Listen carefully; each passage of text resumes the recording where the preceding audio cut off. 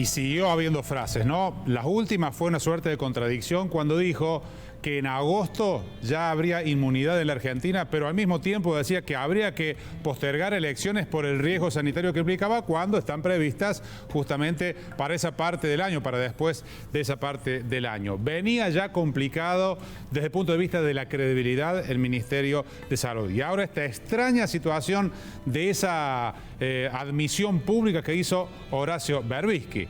Edgardo Moreno está en contacto con nosotros para analizar el trasfondo de esta situación que se da justamente en un momento tan crítico de la pandemia en la Argentina. ¿Qué tal, Edgardo? ¿Cómo andás?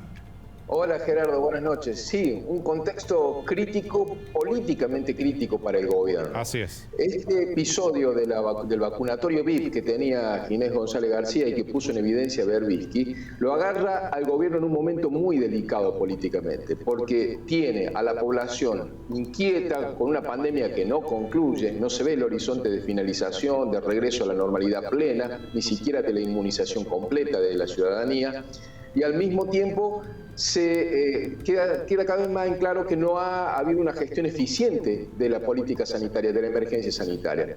Eso se combina con una economía que no solo no muestra rebote después del cierre absoluto de la cuarentena estricta del año pasado, sino que al contrario muestra rebrote inflacionario, de desabastecimiento de algunos productos. En lo que hace a los intereses del gobierno, la agenda judicial la tiene sin resolver y todo esto hace que estén pensando a ver cómo hacen para postergar que las urnas no aparezcan demasiado pronto, sino tirarlas lo más adelante posible porque hay un temor al efecto electoral de ese momento político. En ese contexto es donde se produce este episodio tan crítico de la revelación de Horacio Berbisky, que terminó generando la renuncia de Ginés González García, el pedido de renuncia, lo despidieron del gobierno. ¿Qué significa esto? Que el gobierno con esta decisión le da finalización a cualquier expectativa que podría haber tenido o que podría todavía residualmente haber tenido de utilizar la gestión sanitaria de la pandemia como un argumento de pelea política en el año electoral. Es decir, termina de corroborarse que el manejo de la pandemia fue desastroso, y esto se simboliza casi de manera emblemática en la persona del exministro Ginés González García.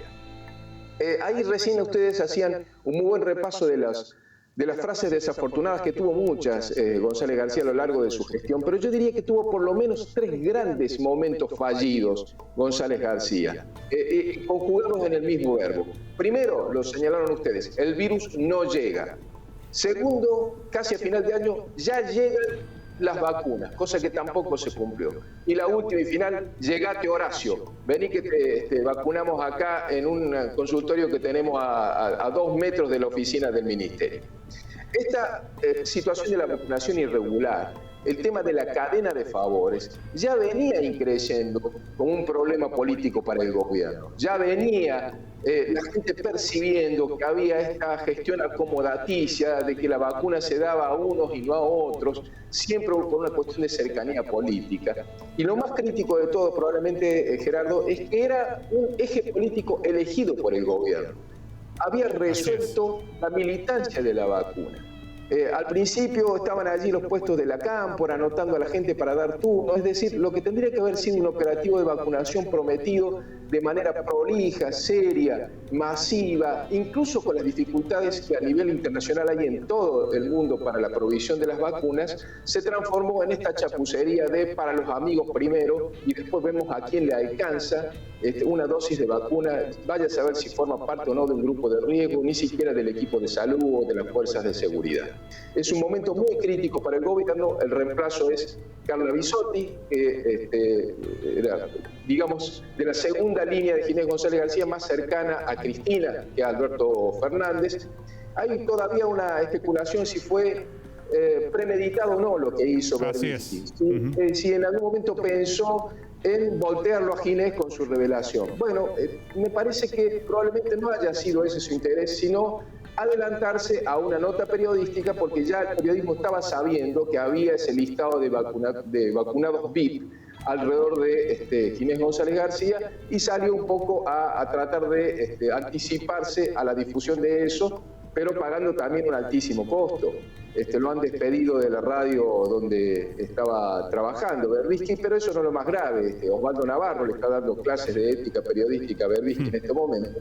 Y lo más grave para él seguramente es el demérito que le ha generado dentro del Centro de Estudios Legales y Sociales, que era probablemente la actividad donde algún prestigio había logrado acumular Berbisky en todo lo que era el activismo de defensa de los derechos humanos. Que los propios trabajadores del CELS se manifiesten de manera, como lo hicieron públicamente, repudiando la actitud de Berbisky, hace pensar que si esto fue premeditado, ha sido con un altísimo costo también para este columnista. Para el gobierno, insisto, un problema muy grave en un contexto político muy complicado. Así es. Si Ginés lo tiene Berbisky como amigo, ¿para qué necesitan amigos, no? Gracias, Edgardo.